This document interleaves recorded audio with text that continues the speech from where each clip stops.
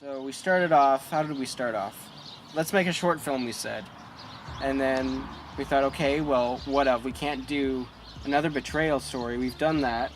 But then we figured, okay, this is all we can really do with two of us. No crew, one camera, and limited resources. And then Markus thought, Yeah. let us do it sounds so professional, let's do a movie based around my steampunk props, because I haven't really had those all together in one film before. Pretty cool props, I have to say. So, yeah, we started off with thinking, okay, there's usually a magical artifact or some kind of a thing that our characters find at usually the start of the story or some time early on. So we thought, what could we do that's a little different this time? So before we had the wands and just max fighting, Steel Rose, you should probably check that out. We've had our earlier movies, Chase the Wild, where we get lost, and getting lost and just running around the forest was our earlier plots that just kind Right. of, we made 4 or 5 of those Chase the Wilds. They were all questionable. First one I actually enjoyed. Third one was Well, the keep in worst. mind, how old were we? Super young. We were like 10 at the time. Yeah, So about 8 years ago now. that's right. Yeah, no, it was an exciting process with this film.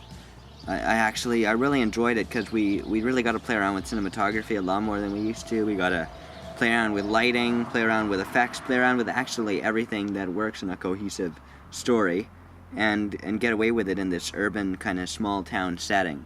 And we did this just simply by showing the tale of these two boys discovering the element or metal known as orichalcum, and basically, this. That name was a pain to remember, by the way.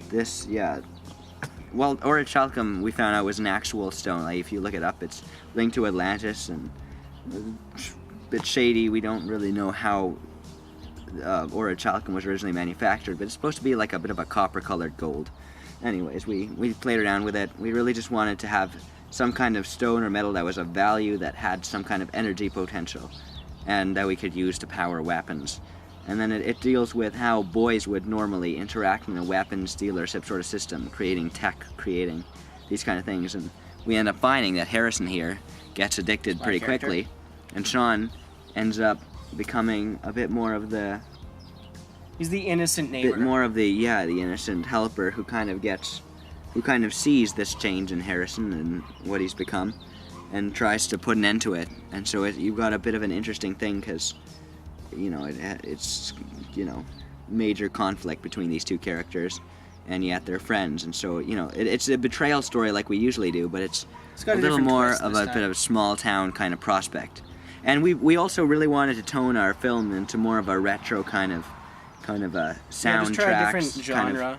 We've got like old telephones, we've got unsophisticated cameras, and other than the laptop, we haven't really displayed too much that could be thought of as modern, so to speak. And so we're basically making it as 80s as possible, a bit Stranger Things kind of vibe, a little bit more,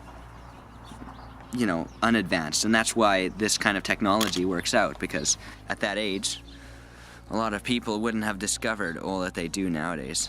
Yeah, and interestingly, with the conflict towards the end, we thought, well, it can be somewhat of a betrayal story. It's not an entirely betrayal story, but we thought there has to be a conflict, and we want our characters to use the weapons at some point. But we didn't want to do a full-out action film, so it became more of a like a drama almost. And it unfolds, and at the very climax, when Harrison is all kind of very obsessed with this magical space rock, he's not wanting to be around Sean, who's just kind of messing around with his ideas and the way that Harrison wants to work.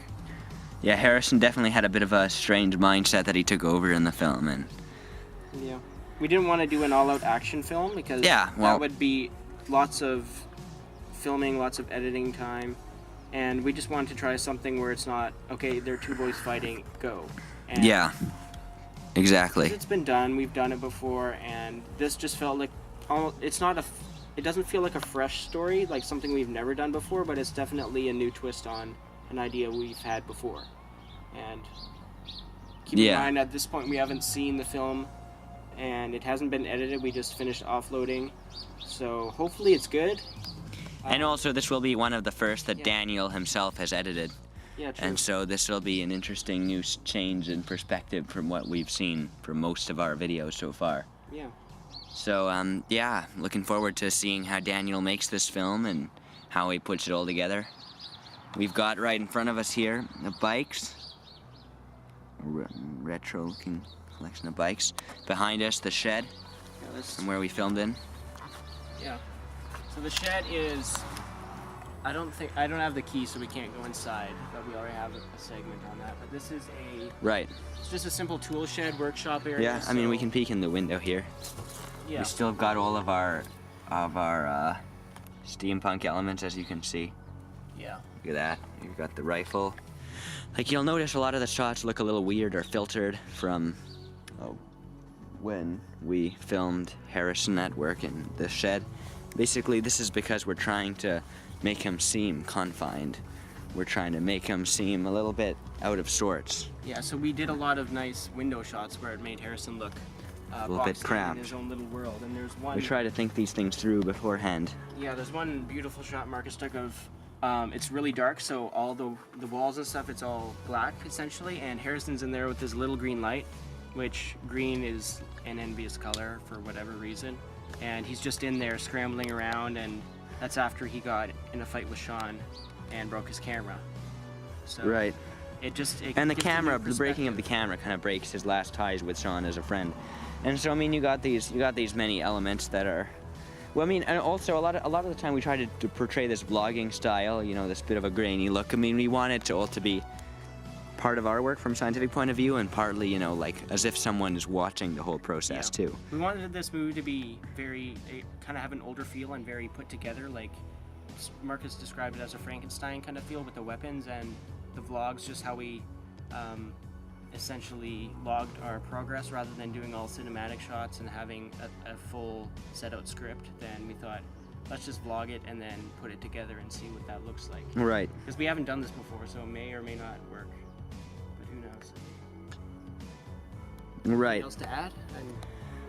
That's Well, I think that's pretty good. I mean, I think we've covered all the major elements, but we do have to say thank you guys if you watched the film and are watching this now, and thank you for supporting our work. That's all. See you soon. Say something intelligent. I like Ike. Oh no.